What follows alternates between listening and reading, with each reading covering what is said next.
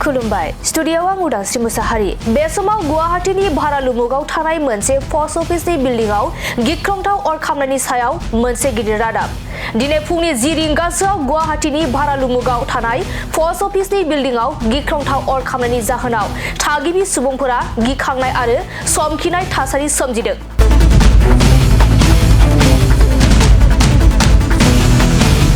बे गिख्रंथाव अर खामनाय जाथाया बिल्डिंनि 3थि थालानिफ्राय जागायदोंमोन आरो गिबि रिपर्टनिफ्राय मिथिनो मोननाय बायदिब्ला शर्ट सार्किटआव बिनि जाहोना जानो हागौ होनना फोरमायदों, जेराव बे गिख्रंथाव जाब्रबथायाव सानै सुबुंनि जिउ खहा जादों होनना मिथिनो मोननाय जादों। जाथायसालियाव 3 अर खोमोरग्रा टेन्डारफोरा सौहैदोंमोन। बिथांमोना अरखौ खोमोरनो नाजायो, नाथाय दुखुनांथाव बाथ्रा दि गंनै एलपिजि सिलिन्डार बेरफ्रुनायनि जाहोनाव थासारिया आरोबाव गाज्रिसिन जानो हमदोंमोन। नाथाय अरा गाहाय थालानि पस्ट अफिससिम सहैयाखैमोन, नाथाय गोजौ थालानि थाग्रा जायगाफोरखौ गाज्रि खहा खालामदों होनना मिथिनो मोनदों। जाथायनि सायाव रैखाथि हानजाया सिङाव थाबथानानै थानाय सासे सुबुंखौ रैखायै बोखांनो हायो। जिउ खोमानांनाय सुबुंफोरखौ 44 बोसोर बैसोनि देब चौधुरी आरो 36 बोसोर बैसोनि पम्पी चौधुरी होननानै सिनायथिनाय जादों। अर खोमोरग्रा हानजाया आद्रा थानाय हटस्पटफोरनि थाखाय बिल्डिंखौ नोजोर होगासिनो दं। मावख'गिरिफोरा खहा जानायनि आबुं बिबांखौ बिजिरना नायनायजों लोगोसे गुवारै मिथिनो थाखाय नेनानै दं। खुलुमबाय स्टुडियोआव आं उदांस्रि मुसाहारि। बे समाव गुवाहाटीनि भारालुमुगाव थानाय मोनसे पस्ट अफिसनि बिल्डिंआव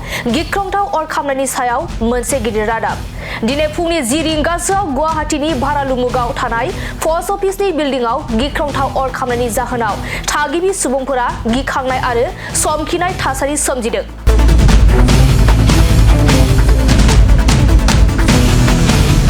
बे गिख्रंथाव अर खामनाय जाथाया बिल्डिंनि 3थि थालानिफ्राय जागायदोंमोन आरो गिबि रिपर्टनिफ्राय मिथिनो मोननाय बायदिब्ला शर्ट सार्किटआव बिनि जाहोना जानो हागौ होनना फोरमायदों, जेराव बे गिख्रंथाव जाब्रबथायाव सानै सुबुंनि जिउ खहा जादों होनना मिथिनो मोननाय जादों। जाथायसालियाव 3 अर खोमोरग्रा टेन्डारफोरा सौहैदोंमोन। बिथांमोना अरखौ खोमोरनो नाजायो, नाथाय दुखुनांथाव बाथ्रा दि गंनै एलपिजि सिलिन्डार बेरफ्रुनायनि जाहोनाव थासारिया आरोबाव गाज्रिसिन जानो हमदोंमोन। नाथाय अरा गाहाय थालानि पस्ट अफिससिम सहैयाखैमोन, नाथाय गोजौ थालानि थाग्रा जायगाफोरखौ गाज्रि खहा खालामदों होनना मिथिनो मोनदों। जाथायनि सायाव रैखाथि हानजाया सिङाव थाबथानानै थानाय सासे सुबुंखौ रैखायै बोखांनो हायो। जिउ खोमानांनाय सुबुंफोरखौ 44 बोसोर बैसोनि देब चौधुरी आरो 36 बोसोर बैसोनि पम्पी चौधुरी होननानै सिनायथिनाय जादों। अर खोमोरग्रा हानजाया आद्रा थानाय हटस्पटफोरनि थाखाय बिल्डिंखौ नोजोर होगासिनो दं। मावख'गिरिफोरा खहा जानायनि आबुं बिबांखौ बिजिरना नायनायजों लोगोसे गुवारै मिथिनो थाखाय नेनानै दं।